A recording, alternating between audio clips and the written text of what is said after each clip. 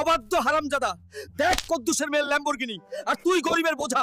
আজই আমার ঘর ছেড়ে বের হ, তোর মতো সন্তান আমার দরকার নাই। শালা কদ্দুসের মেয়ে আমার জীবনটা জাহান্নাম বানাইছে। একদিন হেলিকপ্টার কিনে তোর বাড়ির ছাদের উপর নামাবো, এইটা হালকের কসম।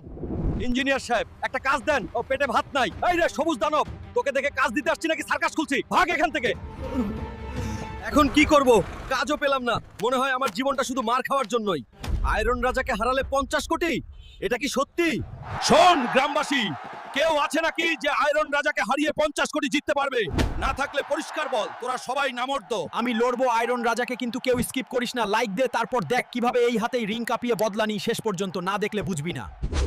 ওই গরিব হাল্ক, আমার সামনে দাঁড়াতে আসছিস, তোর যোগ্যতা কি রে? গরিব হাল্ক বলেছিলি না?